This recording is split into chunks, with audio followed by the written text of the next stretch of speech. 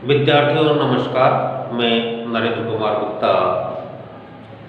देखो, जो पिछली वीडियो थी उसमें हमने घन और घनाभ का वक्र पृष्ठीय क्षेत्रफल, संपूर्ण पृष्ठीय क्षेत्रफल ज्ञात करना सीखा था। आज हम इस वीडियो में बेलन का क्षेत्रफल ज्ञात करना सीखेंगे। तो देखो, क्षेत्रफल ज्ञात करने के पहले हम उस बेलनाकार आकृति को ठीक प्रकार से समझते हैं तो हम इस बात को जानते हैं। जैसे एक पाइप है, एक ड्रम होता है, गोल आकार की कोई टंकी हो सकती है, कोई डिब्बा हो सकता है। ऐसी जो चीजें होती है उन्हें हम बेलनाकार आकृति के नाम से जानते हैं। अब उस आकृति में हम कुछ बातें और भी देखते हैं। जैसे देखिएगा, यहां मैं 3 प्रकार की आकृतियां आपके सामने बना रहा हूं जिनको आप समझेंगे। देखिएगा, ये पहला नंबर का जो भाग है हमारे पास, ये एक पाइप है। दूसरा नंबर का हमारे पास में एक ऐसी टंकी या डिब्बा है जो ऊपर से खुला हुआ है। और तीसरा नंबर का एक ड्रम है जो दोनों ओर से बंद है। अब हम इस बात को देखते हैं, अगर हमें इनका पृष्ठीय क्षेत्रफल ज्ञात करना होता है तो हम कैसे ज्ञात करते हैं। यहां हमारे पास में 2 चीज आती है। एक तो वक्र पृष्ठीय क्षेत्रफल होता है और एक होता है संपूर्ण पृष्ठ। तो हम इन बात को समझेंगे। संपूर्ण पृष्ठ, ये संपूर्ण पृष्ठ और वक्र पृष्ठ क्या होता है, सबसे पहले हमको इस बारे में समझना है। हालांकि इन बातों को हम जो प्रश्नावली 9.1 की पहली वीडियो थी उसमें भी हमने कुछ बातें समझी थी, लेकिन यहां हमारे सामने स्पष्ट होगा। क्या होगा? ये एक पाइप है। मैंने आपको ये बात बताई थी कि ये एक पाइप है। अब ये पाइप दोनों ओर से खुला हुआ है, तो हमें इस पाइप का केवल सामने वाला जो भाग है वही बचा हुआ है और वही हमको दिखाई दे रहा है। तो हम जो सामने वाला भाग होता है उसे वक्र पृष्ठ के नाम से जानते हैं। क्या करते हैं? वक्र पृष्ठ में क्या होता है, ऊपर का और नीचे का दोनों भाग हमारे पास खुले हुए होते हैं। अर्थात जिस आकृति के अंदर आधार और छत दोनों ही नहीं होती है, बस वही हमारे पास संपूर्ण पृष्ठ होता है, जिसमें चारों दीवारें हो सकती है, सामने का भाग हो सकता है। वो चीजें हमारे पास होती है, वो हमारा वक्र पृष्ठ कहलाता है। और अगर मान लीजिए यहां हमारे पास, मैंने आपको बात बताई थी कि ये एक ड्रम है और ये एक डिब्बा है या एक टंकी है जो ऊपर से खुली हुई है। यहां हम देखते हैं ड्रम के अंदर, तो ड्रम में क्या है, ऊपर से भी बंद है और नीचे से भी बंद है। जब जो आकृति दोनों ओर से बंद होती है उसे हम संपूर्ण पृष्ठ कहेंगे। लेकिन हमारे पास ये जो बीच वाली आकृति है, इसको हम क्या कहेंगे, कैसे समझेंगे? अगर मान लीजिए हमारे पास इसका क्षेत्रफल निकालने के लिए आ गया तो हम कैसे निकालेंगे? तो ये बीच वाली जो आकृति है न तो संपूर्ण पृष्ठ है और न ही वक्र पृष्ठ है। तो फिर क्या होगा? हम इस बात को देख रहे हैं कि इसमें एक तो वक्र पृष्ठ है और संपूर्ण पृष्ठ में से भी एक भाग है। तो हम क्या करेंगे? जो आकृति हमारे पास दे रखी है उस आकृति में जितना सामान हमारे पास काम आ रहा है, बस उसी का क्षेत्रफल हमको ज्ञात करना है। तो हम क्या करेंगे, एक तो वक्र पृष्ठ का क्षेत्रफल ज्ञात करेंगे और एक इसके बेस का आधार का क्षेत्रफल ज्ञात करेंगे और दोनों को हम क्या करेंगे, जोड़ देंगे, जिससे हमारे पास इस डिब्बे का क्षेत्रफल प्राप्त हो जाएगा। ऐसे हम वक्र पृष्ठ, संपूर्ण पृष्ठ और खुले हुए पृष्ठ का अगर हमको क्षेत्रफल ज्ञात करना है तो हम उसी के अनुरूप हमारा सूत्र लगाएंगे और सवाल को आगे हल करेंगे। तो अब देखिएगा, हम इन सूत्रों के माध्यम से आप इस बात को देखेंगे कि बेलन के वक्र पृष्ठ का क्षेत्रफल, जो बेलन होता है उसका वक्र पृष्ठ का क्षेत्रफल होता है pi r, 2 pi r plus h, अर्थात जो इसका बेस होता है, आधार होता है, उसका परिमाप को यदि ऊंचाई से गुणा कर दिया जाता है तो वक्र पृष्ठ का क्षेत्रफल आ जाता है।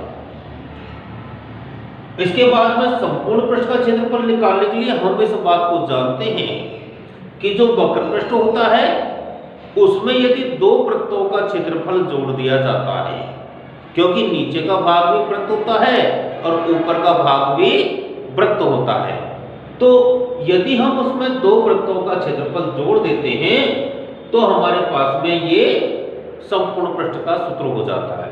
और जब हम उसको कॉमन लेकर के हल करेंगे तो हमारे पास सूत्र बन जाता है 2 pi r bracket h plus r. अब हम इस बात को जानते हैं कि जो बेलन का आधार या ऊपर का जो भाग होता है, छत होती है, वो वृत्ताकार होती है, इसलिए अगर हमको उसका क्षेत्रफल ज्ञात करना होता है तो हम वृत्त का क्षेत्रफल ज्ञात करते हैं। तो वृत्त का क्षेत्रफल होता है पाई आर स्क्वायर। आप देखेंगे कि दोनों ओर से हमारे पास ये चीज एक जैसी है। क्यों? क्योंकि आधार भी और छत भी दोनों ही वृत्ताकार होती है, इसलिए हम वृत्त का क्षेत्रफल वहां पर ज्ञात करते हैं। अब आपको एक बात और मैं बता रहा हूं कि यहाँ हमारे पास में मैंने ये एक कागज लिया है। अब ये कागज जो है ये आपको आयताकार दिखाई दे रहा है। अगर हम इसके दोनों भागों को ऐसे मिला देते हैं तो हमारे पास जो ये आकृति बनती है ये एक वृत्ताकार भाग बन जाता है। जो वृत्ताकार भाग बनने के बाद में यदि हम इसको पूरा देखते हैं तो हमें ये एक बेलन दिखाई देता है। आप इस बात को देख रहे हैं कि ये हमारे पास एक बेलन की आकृति बन गई और इस बेलन का मतलब हो गया कि ये ऊपर से और नीचे से दोनों ओर से खुला हुआ है। जब ये खुला हुआ है तो इसका मतलब हो गया कि वक्र पृष्ठ का क्षेत्रफल हो गया। अब आप इस बात को देखेंगे कि यहाँ पर ये एक आयताकार आकृति है, आयत में ये हमारे पास में इसका क्या हो गई, लंबाई, और ये हमारे पास चौड़ाई हो गई। तो इसका मतलब है कि यदि हमारे पास में वक्र पृष्ठ का क्षेत्रफल ज्ञात करना होता है तो हम उसको किसी आयताकार के भाग से भी ले सकते हैं। इसका मतलब हो गया, क्योंकि ऐसा क्वेश्चन भी हमारे पास आता है, तो इसका मतलब यहां हो गया कि हमारे पास में आयत का क्षेत्रफल जब निकालते हैं उसी प्रकार से बेलन के वक्र पृष्ठ का क्षेत्रफल ज्ञात करते हैं। तो यहां पर हमारे पास जो आधार का परिमाप होता है वो आयत की लंबाई कहलाएगी। इसलिए यह आधार का परिमाप और आयत की लंबाई दोनों हमारे पास बराबर होती है। तो हम जब क्वेश्चन आएंगे तब और भी अच्छी तरीके से इसको समझेंगे। अब देखिएगा, आज हम ये 13.2 का पहला जो क्वेश्चन है उसको हल करते हैं। देखिए, यहाँ जो पहला क्वेश्चन है, इस क्वेश्चन के अंदर हमारे पास में बेलन के वक्र पृष्ठ का क्षेत्रफल दे रखा है और बेलन की ऊंचाई दे रखी है और हमसे इसके आधार का व्यास पूछ रहा है। तो हम सबसे पहले इस बात को जानते हैं कि जो व्यास होता है वो त्रिज्या का दोगुना होता है। अब हम इसको हल करते हैं। देखो कैसे करते हैं। हमारे पास यहाँ पर क्षेत्रफल दे रखा है तो हम इस क्षेत्रफल का सूत्र लगाएंगे। किस चीज का क्षेत्रफल है हमारे पास? वक्र पृष्ठ। तो बेलन के वक्र पृष्ठ का क्षेत्रफल। अब आप इस बात को जानते हैं, इसका सूत्र होता है हमारे पास में 2πr/h। अब जो चीज हमारे पास में है हम उन मानों को यहां रख देते हैं। तो देखो वक्र पृष्ठ का क्षेत्रफल दे रखा है कितना, 88, 2 × 22/7, ये पाई का मान है। और ये r हमारे पास नहीं है और h कितनी है, 14। अब हमको क्या करना है, इसका क्षेत्रफल, इसकी त्रिज्या ज्ञात करनी है, r का मान ज्ञात करना है। तो हम कैसे ज्ञात करेंगे, देखिएगा 88 × 7/2 × 22 × 14 बराबर क्या बच गया, इधर r बच गया। अर्थात हमने r को छोड़ करके बाकी की जो शेष संख्याएं थी इनको हमने दूसरे पक्ष में ले लिया।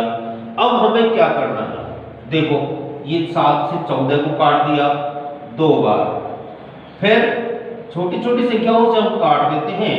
तो यहाँ पर 44 और ये 2 से काट दिया तो 22 और इस 22 से 22 को काट दिया। अब ऊपर भी और नीचे भी हमारे पास किसी प्रकार की कोई संख्या नहीं बचती। जब कोई संख्या नहीं बचती तो वह किसको मानते हैं, हम 1 को। अर्थात r बराबर हमारे पास कितना आ गया, 1 सेमी। अब हमें क्या चाहिए, व्यास। तो हम इस बात को जानते हैं कि व्यास बराबर था 2 × त्रिज्या। तो हम क्या करेंगे, 2 को 1 से गुणा करेंगे तो हमारे पास व्यास कितना आ जाएगा, 2 सेमी। देखो कितना सीधा हमारा सवाल हो गया। यहां एक बार इसको देखते हैं कि हमारे पास बेलन के वक्र पृष्ठ का क्षेत्रफल और ऊंचाई हमको दे रखी है। बेलन के आधार का व्यास हमसे ये सवाल पूछ रहा है। तो हमने देखा कि हमारे पास क्षेत्रफल दे रखा है वक्र पृष्ठ का, हमको सूत्र उसी का लगाना है। जो हमसे पूछा जाए या हमको दिया जाए, सूत्र हम उसी का लगाते हैं। तो यहाँ वक्र पृष्ठ का क्षेत्रफल दे रखा था, इसलिए हमने इसका सूत्र लगाया और जो मान हमारे पास में है उन मानों को हमने इसमें जमा दिया। क्षेत्रफल था 88 बराबर 2 × पाई का मान 22/7 हम जानते हैं, r का मान हमारे पास नहीं है, h का मान हमने 14 लिख दिया। उसके बाद जब हमने हल किया तो r को छोड़ करके बाकी की सब संख्याओं को दूसरे पक्ष में भेज दिया और इनको जैसे तैसे हमने काट पीट करके और इनको हल कर लिया। तो हमारे पास r का मान कितना आ गया, 1 सेमी आ गया। अब हम इस बात को जानते हैं कि जो व्यास होता है वो r का डबल होता है। जब व्यास r का डबल होता है तो हमने क्या किया, जो r का मान है उसको 2 से गुणा किया तो हमारे पास 2 सेमी इस बेलनाकार भाग की क्या आ गए, व्यास आ गया। अब इसी प्रकार से हम आगे के जो सवाल है वो अगली वीडियो में करेंगे। तब तक आप सभी को बहुत बहुत धन्यवाद।